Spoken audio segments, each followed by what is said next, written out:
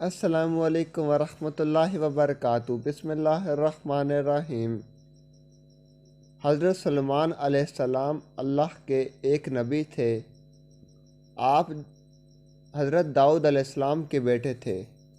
حضرت سلیمان علیہ السلام کی حکومت دنیا کے ایک بڑے حصے پر تھی۔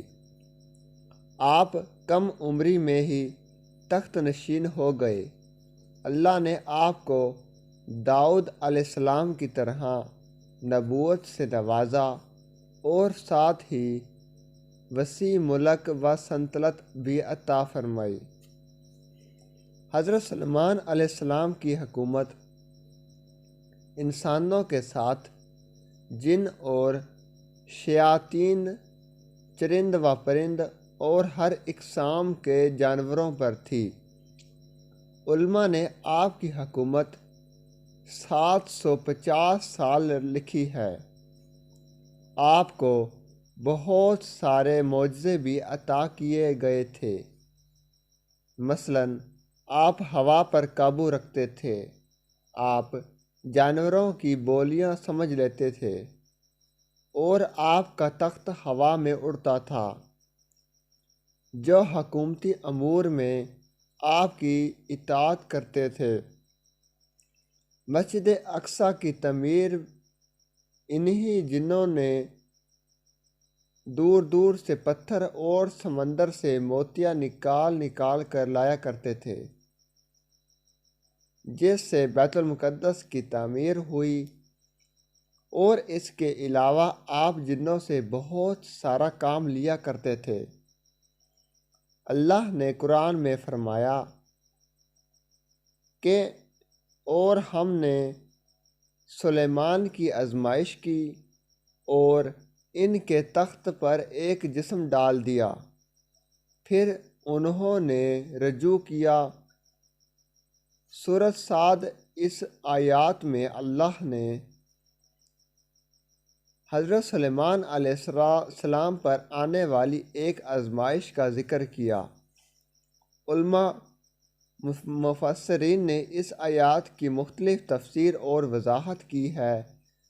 ایک آراء کے مطابق سلیمان علیہ السلام کی ایک غفلت کے نتیجے میں آپ کے تخت پر اللہ نے شیاطین کو مسلط کر دیا اور کچھ عرصے کے لیے آپ سے حکومت چھین لی گئی۔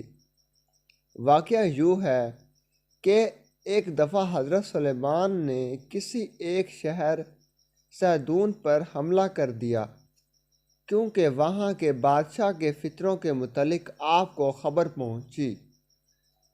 اس جنگ میں حضرت سلیمان علیہ السلام کے لشکر فتح یاب ہوئی اور اس بادشاہ کو قتل کر دیا گیا۔ مال و غنیمت کے ساتھ بادشاہ کی بیٹی بھی سلیمان علیہ السلام کے سامنے پیش کی گئی، جو مسلمان ہو گئی، لہٰذا آپ نے اس سے نکاح کر لیا۔ نکاح کے کئی عرصوں بعد بھی وہ اپنے باپ کو نہ بھلا سکی اور وہ اس کی یاد میں بہت غمگین رہا کرتی تھی۔ حضرت سلیمان علیہ السلام کے حکم سے جنات نے اس کے باپ کے شکل کا ایک بت بنا دیا، لہٰذا وہ اسے دیکھ کر اپنا دل مطمئن کر لیتی۔ کچھ ہی دن گزرے کہ اس کی کنیزوں اور قوم کی عورتوں نے اس بت کی پوجا شروع کر دی اور سلیمان علیہ السلام کے محل میں ہی خفیہ طور پر بت پرستی کا آغاز ہو گیا، جو 40 دن تک جاری رہا۔ آخر حضرت سلیمان علیہ السلام کے وزیر آصف برقیہ کو اس کا علم ہو گیا۔ اس نے آپ کو اس عمل کی خبر دے دی۔ آپ علیہ السلام بہت ہی برہم ہوئے اور غصے میں آ کر اس بت کو توڑ دیا۔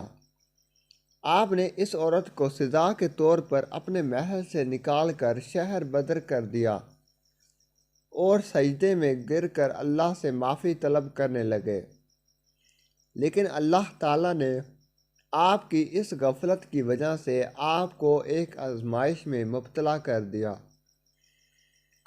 دراصل آپ کے پاس ایک انگوٹھی تھی جس کی وسعت سے آپ جن و انس پر حکومت کیا کرتے تھے۔ ابن عسکر اور امام حبشی کی روایتوں کے مطابق وہ انگوٹھی چاندی کی تھی۔